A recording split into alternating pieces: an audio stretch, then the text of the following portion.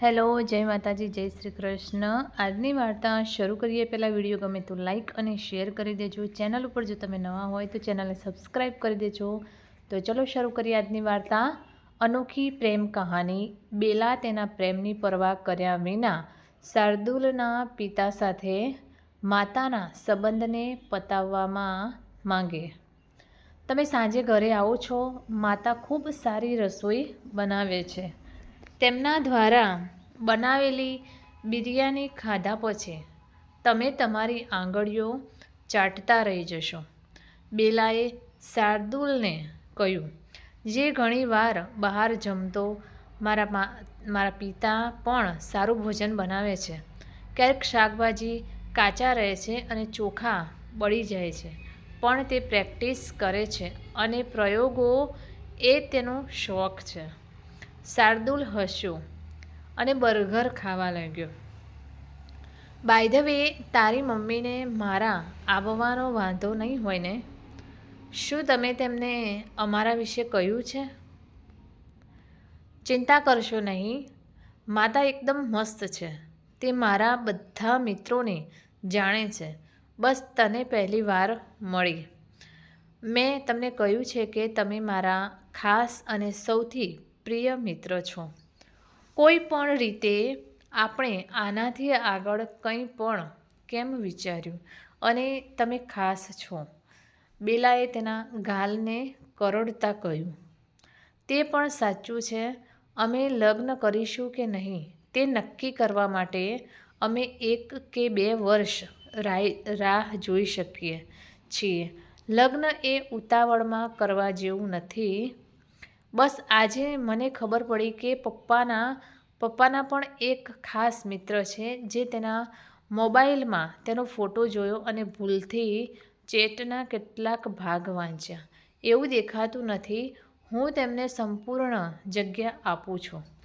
તેમની ગોપનીયતામાં દખલ કરવાનો મારો કોઈ ઈરાદો નહોતો। અચાનક તેની નજર તેની સ્ક્રીન પર સેવ કરેલા ફોટા પર પડી। માતાના ગયા પછી તે ખૂબ જ એકલો પડી ગયો છે। જોકે તેઓ મને ક્યારેય વ્યક્ત કરતા નથી। તારી માતાની જેમ મારા પિતા પણ શાનદાર અને મસ્ત વ્યક્તિ છે। કંઈ પણ પાછળ ન રાખો। સમય સાથે પોતાને કેવી રીતે બદલવું તે સારી રીતે જાણો। તમે તેને પહેલેથી જ મળ્યા છો। તેઓ મને પૂછતા રહે છે કે હું ક્યારે લગ્ન કરીશ। હા, કાકા સાથે વાત કરવામાં બહુ મજા આવે છે। બાય ધ વે, તેના કેટલાક મિત્રો છે, તે સારી વાત છે। આ ઉંમરે સાથનો અભાવ વધુ અનુભવાય છે। મેં મારા પિતાને જોયા નથી। મારા જન્મના 6 મહિના પછી તે તેની માતાને છોડીને એક ગોરી સ્ત્રીની શોધમાં અમેરિકા ગયો। બાદમાં તેઓએ છૂટાછેડા લીધા હતા। માતાએ તેમનું આખું જીવન મને ઉછેરવામાં વિતાવ્યું। હું તેમને એકલા છોડવા માંગતો નથી। લગ્ન પછી તે મારી સાથે રહેશે। બેલા ભૂતકાળમાં ખોવાઈ ગઈ। તેના ચહેરા પર એક પીડા દેખાઈ। હેલો પુત્ર। શાર્દુલ સાંજે બેલાના ઘરે પહોંચ્યો ત્યારે તેની માતાએ તેનું સ્વાગત કર્યું। તે એક ક્ષણ માટે સ્તબ્ધ બનીને તેમની સામે જોઈ રહ્યો। તેના ચહેરા પર આશ્ચર્ય સ્પષ્ટ દેખાતું હતું। ટી-શર્ટ અને કેપ્રી પહેરેલી તે બેલાની માતા જેવી ઓછી અને તેની બહેન જેવી વધુ દેખાતી હતી। વાળમાં અહીં ત્યાં ડોકિયું કરતી સફેદતા, હોઠ પરનું સ્વાભાવિક સ્મિત અને બોડી લેંગ્વેજમાં પ્રતિબિંબિત પરિચય। તે એક પ્રતિષ્ઠિત વ્યક્તિત્વ ધરાવતો હતો। શાર્દુલને તેની માતા યાદ આવી। કદાચ દરેક માતા સમાન હોય છે। તેને ત્યાં ઊભેલા જોઈને બેલાએ કહ્યું, મારી માને જોઈને તું ચોંકી ગયો? તે ખૂબ જ સ્ટાઇલિશ નથી? મારી મોટી બહેન જેવી લાગે છે। હા, શાર્દુલે કોઈક રીતે પોતાની જાતને સામાન્ય રાખી।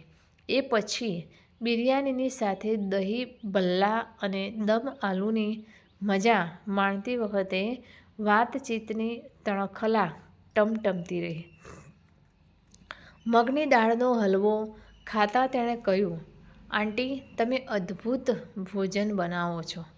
આ હલવો મારા પિતાનો ફેવરેટ છે.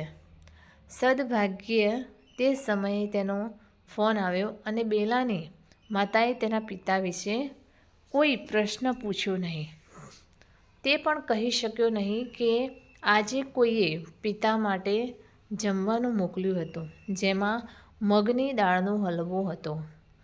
પણ હલવો ખાધા પછી ખબર પડી કે પિતાને ટિફિન કોણ મોકલે છે. બેલા, જે તેને બહાર મૂકવા આવી હતી, તેણે પૂછ્યું, માતાને જોઈને તમને આશ્ચર્ય કેમ થયું? તેની સ્માર્ટનેસ આનું કારણ નહોતું એટલું હું સમજી શકું છું. સૌપ્રથમ, તમે ક્યારેય તમારી માતાને પણ મળ્યા નથી. તમે જમતી વખતે પણ કેઝ્યુઅલ રહેવાનો પ્રયાસ કરી રહ્યા હતા, પણ તમારી અંદર ઉથલ પાથલ ચાલી રહી હોવાનું સ્પષ્ટ દેખાતું હતું. માતાએ પણ નોંધ્યું હશે, તે મનોવિજ્ઞાનના પ્રોફેસર રહી ચૂક્યા છે અને હજુ પણ સલાહકાર તરીકે સંસ્થાઓ સાથે સંકળાયેલા છે. તે ચોક્કસપણે મને પૂછશે તો મને કહો કે શું મામલો છે. મેં પાપાના મોબાઈલમાં જે ફોટો જોયો તે તારી માતાનો છે. તેમની ચેટ વાંચીને મને સમજાયું કે બંને એકબીજાને ઘણા સમયથી ઓળખે છે અને તમારી માતા વારંવાર પપ્પાને જે ટિફિન આવે છે તે મોકલે છે. તો ચિંતા કરવાનું શું છે? તે સારું છે કે બંને એકબીજાને પહેલેથી જ ઓળખે છે. હું તમારા પિતાને જેટલી વખત મળ્યો છું તેના પરથી લાગે છે કે તેમને કોઈની સાથે મિત્રતા કરવામાં વધુ સમય નથી લાગતો. માતાને ક્યાંક મળ્યા હશે. આમાં નવાઈ જેવું શું છે? બેલાએ પૂછ્યું. શાર્દુલે કારમાં બેસીને કહ્યું, હું વિચારી રહ્યો છું કે તારા મમ્મી અને પપ્પા વચ્ચે પ્રેમ જેવું કંઈક હોય તો આપણી વચ્ચેના સંબંધને શું કહેવાય? તેના હોઠ પર તોફાની સ્મિત હતું. જો તેમની વચ્ચે એવું કંઈક હશે તો અમે અમારા સંબંધ માટે એક અનોખા નામ વિશે વિચારીશું. પરંતુ જો માતા તમારા પિતાને પસંદ કરે છે તો તે મારા માટે ખુશીની વાત છે. તેમને પણ યોગ્ય જીવનસાથી સાથે રહેવાનો અધિકાર છે અને કોઈ પણ રીતે આપણે આપણા સંબંધો વિશે કેટલા ગંભીર છીએ.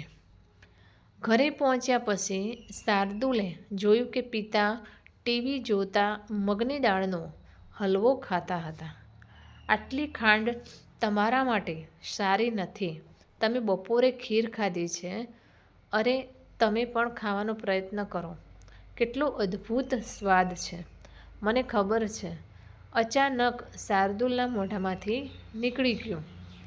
પપ્પાએ કદાચ સાંભળ્યું ન હતું કારણ કે તેઓ ટીવી પર ધ્યાન કેન્દ્રિત કરી રહ્યા હતા.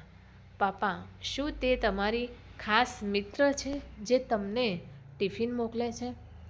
આ રીતે સમજો. હું આશા રાખું છું કે તમને આની સામે કોઈ વાંધો નહીં હોય. કોઈ રસ્તો નહીં. મને તેમના વિશે કહો. શાર્દુલે નાના બાળકની જેમ હસતા કહ્યું.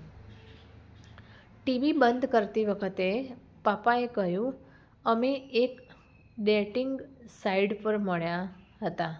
અમને એકબીજા સાથે વાત કરવાનું ગમ્યું એટલે અમે મળવા લાગ્યા. મીરા ખૂબ સારી રીતે રાંધે છે, તેથી તે અમુક દિવસ ટિફિન મોકલે છે. હું તેણીને પસંદ કરું છું અને તેણી પણ મને પસંદ કરે છે. શું તમે ફક્ત મિત્રતા માટે જ સંબંધ રાખશો કે તમે કંઈક બીજું વિચારી રહ્યા છો? હું કંઈક વિચારી રહ્યો છું, પણ તે મીરાની દીકરી છે. આપણે તેને પણ પૂછવું પડશે. કેવી રીતે પ્રતિક્રિયા આપવી તે ખબર નથી. શાર્દુલે કહ્યું, તેને કોઈ વાંધો નથી. તમે આટલી નિશ્ચિતતાથી સાથે કેવી રીતે કહી શકો? પપ્પા, એ પણ આજના જમાનાની છે. તેણીએ રૂઢિચુસ્ત વિચારસરણી ન હોવી જોઈએ. જેમ હું ઈચ્છું છું કે મારા પિતા ખુશ રહે, તે પણ એવું જ વિચારતા હોવા જોઈએ. શાર્દુલે વાત ફેરવી નાખી. બેલા પણ જાણવા માગતી હતી કે તેની માતાના મનમાં શું ચાલી રહ્યું છે. શું તું અને શાર્દુલ ફક્ત મિત્રો જ રહીશ કે પછી જીવનભર સાથે રહેવા ઈચ્છો છો? મને તે ખૂબ ગમ્યું.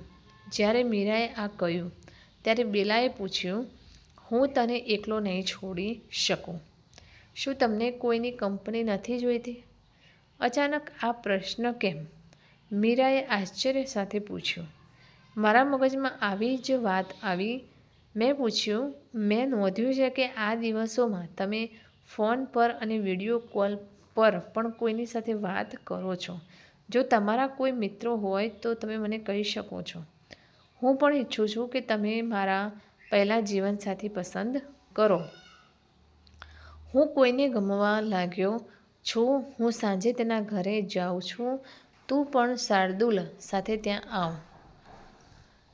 હું તેની સાથે શાર્દુલનો પરિચય પણ કરાવીશ. જ્યારે બેલાએ શાર્દુલને ફોન પર આ વાત કહી ત્યારે તેણે ખુશ થઈને કહ્યું, તો પછી તારી બાજુથી કન્ફર્મ થયા પ્રમાણે લેવું જોઈએ. શું તું તારી માતાના લગ્ન મારા પિતા સાથે કરવા તૈયાર છે? આ બાબતને સ્પષ્ટ રીતે સમજો. હું આજે તારા ઘરે મારી માતા માટે તારા પિતાનો હાથ માંગવા આવું છું. ચાલો તેમને આશ્ચર્ય કરીએ. કોઈ પણ રીતે માતા અને તમારા પિતા અમને બંનેને જોઈને આશ્ચર્ય પામશે નહીં. બેલાએ કહ્યું. તેણે ઘણી તૈયારીઓ કરવી પડી. છેવટે માતાના સંબંધની વાત કન્ફર્મ થવા જઈ રહી હતી. તો મિત્રો, આ કહાની તમને કેવી લાગી તે કોમેન્ટ કરીને જરૂર જણાવશો. અને વિડીયો પસંદ આવ્યો હોય તો લાઈક અને શેર કરજો તથા ચેનલ પર નવા હોય તો ચેનલને સબસ્ક્રાઈબ જરૂરથી કરજો. ફરી મળીશું આવા જ એક નવા વિડીયો સાથે, વાર્તા સાથે. ત્યાં સુધી નમસ્તે, જય માતાજી, જય શ્રી કૃષ્ણ, હર હર મહાદેવ. Thanks for watching.